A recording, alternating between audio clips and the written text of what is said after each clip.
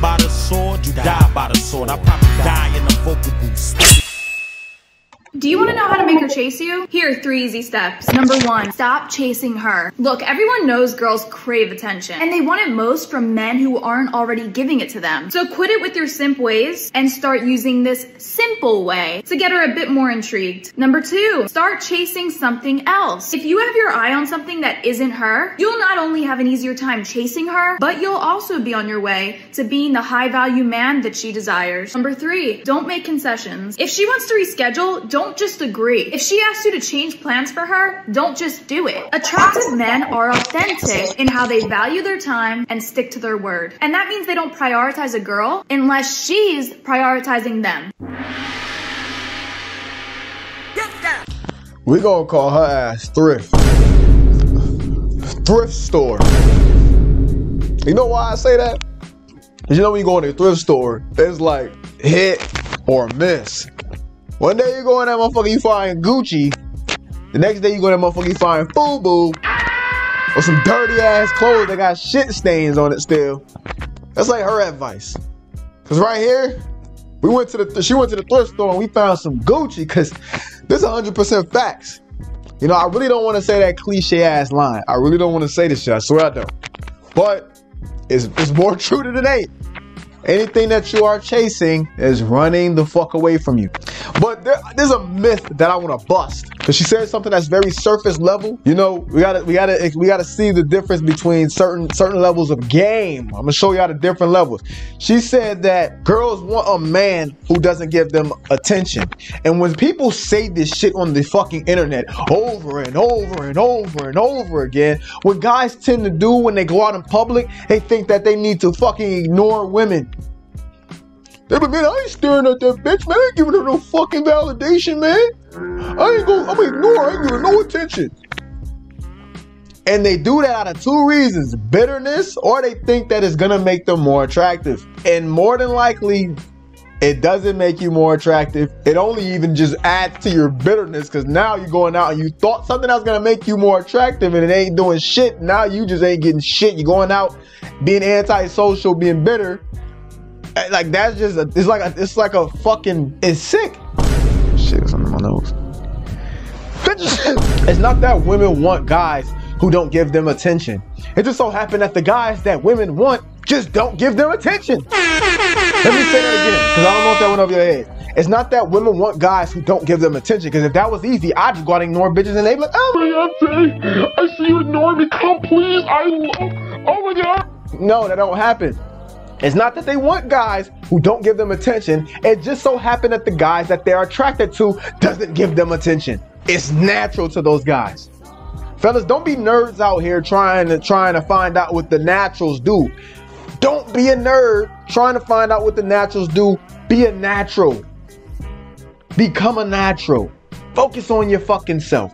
And when I say focus on yourself, I'm not talking about what them other dating coach. I mean, oh shit, them other goofy ass dating coaches be telling y'all, oh, just focus on yourself. And the dudes in the comments say, man, just focus on yourself. Fuck the bitches, man, because you know they can't get no ass. But just focus on yourself. Fuck the bitches. Goofy ass dudes. Case in point, my little brother. I have a little brother. He's not my blood little brother. He's a little nigga that I grew up with, that actually grew up around me and his older brother, right? And I was just telling my mom, I'm like, yo, this little nigga is more, he at his age, he's more masculine than I ever was. And I was like, yo, and it made me just like, I wasn't jealous, but I'm just like, yo, I was admiring it. Because I'm like, how the fuck did this little nigga become so masculine? And I be seeing all these other little dudes, when I compare them to other little dudes, they fucking just simps and beta, fuck, all type of shit. And then I realized it's because he grew up and watched. He had his father in his life. He had me in his life. He had his older brother in his life. He had two older brothers in his life. And then he had all of my friends was in his life. And all he saw was how we interacted with women, how we interacted with our environment, how we did shit. I saw the product of what would happen to a boy when he grows up around all boys. When he grows up around men, I seen what that actually does. versus when you're just growing up in a one-parent household with just with a woman or whatever. He grew up around all of us, and he was around us all the time consistently. And we used to tell him things and show him things. We used to show him nudes. We used to be like, yo man, I'm about to hit this girl and I'm about to fucking leave her. We used to be telling him all, and now he acts in that way as he's older now. I remember he was telling me stories about girls that be just going head over heel. He be showing me messages and news and all this shit. I'm like, yo, like, how you be doing that? Even though I know how you do it, but I be like, cause I'm just admiring his age. Hey, but man, I'm just gonna be giving a fuck. Like, if she don't do it, I'm gonna stop talking to her. That's what he be saying. Like, because if she don't do it, I'm gonna just stop talking to her. He be telling me shit about how he just be treating women like shit. And they be just bowing down to this motherfucker, bro. And his attitude is just so fucking indifferent. And it's not like something that he's faking to do or he's trying to impress other people to do. Like, he's literally just naturally like that. And he be having some cute ass girls, bro. And I'm like, yo, that shit is so crazy. Especially, I used to be in his life a lot, and he used to see the shit that I used to do. You know what I'm saying? Like, he used to see the shit that I used to do with girls, and I used to tell him, like, don't ever let no bitch do this. And then I used to always tell him, I literally drilled that in his head. His older brother drilled that in his head. The young niggas that used to be around me drilled that in his head, bro. Like, it's literally just him now. Like, that's just how he naturally act. He can't even help this shit. He's a natural. And women be just chasing his ass. But yeah, fellas, she said something else, man. Basically, at the end of the day, what she's basically, the advice that she's giving you guys is that you need to focus on yourself. Like I said, I'm not talking about what them nerd ass internet fucking goofies be telling y'all about focusing on yourself. When I say focus on yourself, I mean that you need to be internally validated versus externally validated. There is a difference. You know, as a man, if you're internally validated or if you're externally validated. Women, by default, most of the times are externally validated. And the reason why they seek men who are internally validated is because they admire the fact that men who are internally validated and don't give a fuck about everybody else is because that's something that they hate within themselves, that they wish that they can be internally validated. They wish that they didn't have to worry about what the fuck somebody else thinks about them. That's why they get with certain men that makes men extremely attractive when they're not giving a fuck what anybody else think about them, when they're internally validated and they're not externally validated. See, when you're a man, you're externally validated. You just like the bitch. Women want the opposites of them, just like you want the opposite of you. You don't want no masculine ass woman. I mean, I hope not. Or you don't want no fucking man. I mean, I hope not. I hope not. Get what I'm saying? You have to be internally validated. That's what I mean when I say focus on yourself. Oh yeah, you get the money and status, all that other goofy shit. You know what I'm saying? If you want it. But even without that, if you just happy with your fucking life, you just content. You don't cling. Because can't nobody tell you shit unless you tell you shit. Dog, women will fucking flock to you like pigeons when you got the rice and you just throwing that shit out there. They just gonna be they're gonna be flocking to your ass because they want what you have. They love the fact that you're not clingy. They love the fact that you don't give a fuck, and they admire that, and they want to follow that, and they want to be like that. They want their offspring if they have a boy, they want their offspring to have your personality, to have your traits. And the only reason why guys fear, being internally validated, the reason why a lot of guys are externally validated, the reason why you cling and you always seem to want a fucking relationship is because your fear of being alone. But if you really understood, this is the one thing that made me understand the illogical of being clingy, the illogical of fearing being alone, is that I'm alone no matter if I have a woman or if I don't have a woman. There's a difference between being lonely and being alone.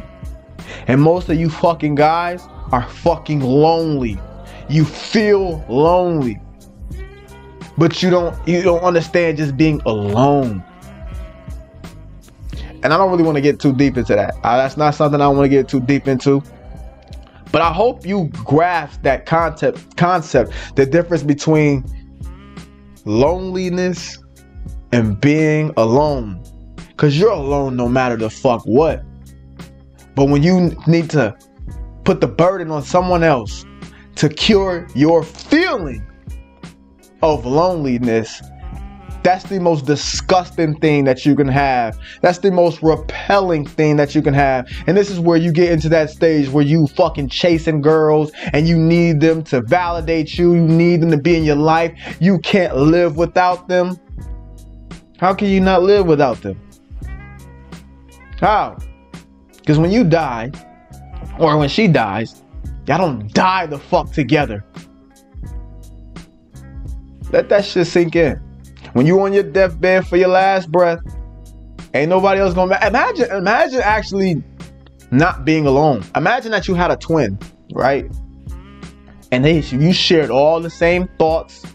Y'all shared you had no type of privacy in any means. Y'all shared the same thoughts. If he die, you die. If he do something bad, you get the same consequences of his. Imagine that shit. Like, imagine that was our existence as human beings. Because sometimes you gotta see the beauty in being the fuck alone. Privacy. I love being alone. To the point that now I don't feel loneliness. A bitch, she could come. She can go. She can stay. She can leave. Because I don't put that burden on her. Because I don't give a fuck. Because I'm alone while she's here. And I'm gonna be alone after her. And I was already alone before she even fucking came. But like I said, I'm not getting too deep into that, fellas. If you made it all the way to the end of the video, man, you are the real MVP. And my whole premise of this video, man, is just focus on yourself. Stop trying to do strategies about the shit. There's no strategy. You gotta go out there and just be be you. Be internally validated. And you will see results come. But it's your boy Zay Double Edge, aka Zay 2 times. If I didn't tell you I wish you wealth, health, happiness, and abundance, I'm gonna fucking say it again. I wish you guys nothing but wealth, health, happiness, and abundance. And until next time, I'm out. Deuces. You live by the sword, you die by the sword. I probably die in the vocal booth, spitting.